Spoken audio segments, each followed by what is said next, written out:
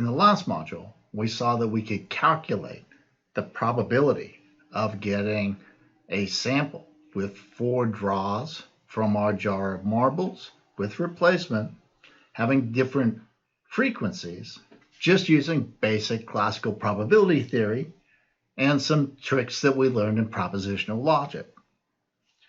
We saw once we did that the probabilities for particular samples having particular frequencies, if we graph them out like this, would create a normal distribution where the center of that distribution was in fact the frequency in the population.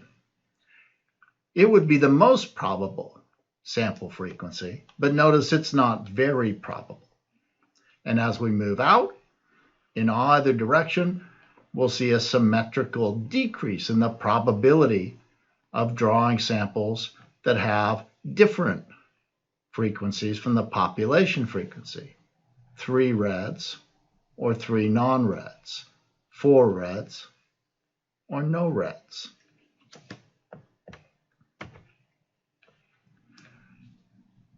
When we increase the size of our trials, that is how many draws we're making from our marble jar, what we discover is as the size of our sample increases, the range of sample frequencies that have a non-zero probability starts to compress symmetrically around the population frequency, so we get this normal distribution, this bell-shaped curve, but that bell-shaped curve starts to become compressed around the population frequency. Notice here too, as we do larger trials, larger samples, the probability of any given sample actually decreases significantly. So we went from 0.375 for our 50-50 to 0.08 approximately for our 50-50 at 100 trials. And the same will prove true when we go to samples of 500. The range gets compressed around our population frequency. The population or the probability of any of our sample frequencies decreases again. Right? And that symmetrical normal distribution remains. So you might think to yourself, wow, well, that's pretty cool. But what we've discovered is, as I look at larger and larger samples, the inference I can make as to the probability of the sample being some particular frequency actually becomes less and less reliable. The probability becomes lower and lower. So you might think, well, this is doing me absolutely no good. This guy here is Ronald Fisher. He was a pioneering British geneticist and statistician. He helped to popularize in general statistical science and science the use of null hypothesis testing. Unfortunately, he was also a strong advocate of eugenics. So, you know. Whoops.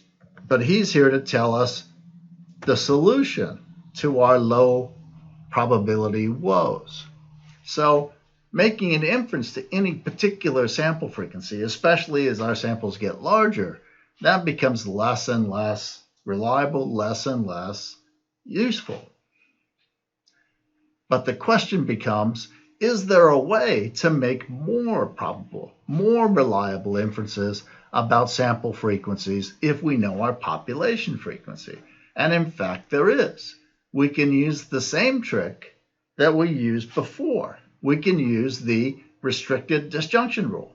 Each of those sample frequencies is independent of the other. There's only one way the sample will go. And so we can add the probability of all the sample frequencies within some range. And the probability of our drawing a sample that falls within that range will equal the sum of the probabilities of every possible sample frequency within that range. We can define then a standard deviation as the interval in sample frequencies around the population frequency such that there's a 0.67 probability that when we draw that sample's frequency will fall within that range around the population frequency. So 67% of the time, our sample frequency will fall within that interval of one standard deviation. And of course, we can increase the size of that interval around the population frequency to 2 standard deviations conventionally, and that gives us a probability of 0.95 that our sample frequency will fall within that interval around the population frequency. And that's a pretty reliable inference now. What we sacrifice, of course, is specificity. Now it's a range of possible values, but we know with 0.95 probability that our sample frequency will fall within that range.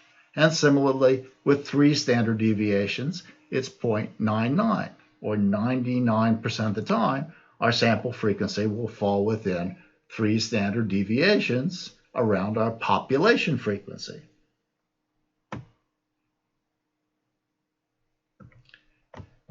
So what I'm telling you then is that we can go from knowledge about population frequencies to distributions of sample frequencies.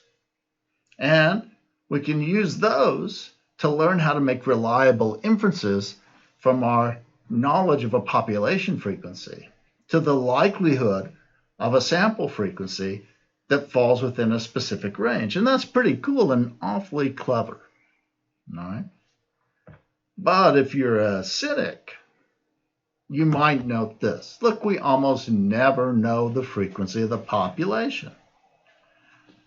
We almost always know the frequency of the sample.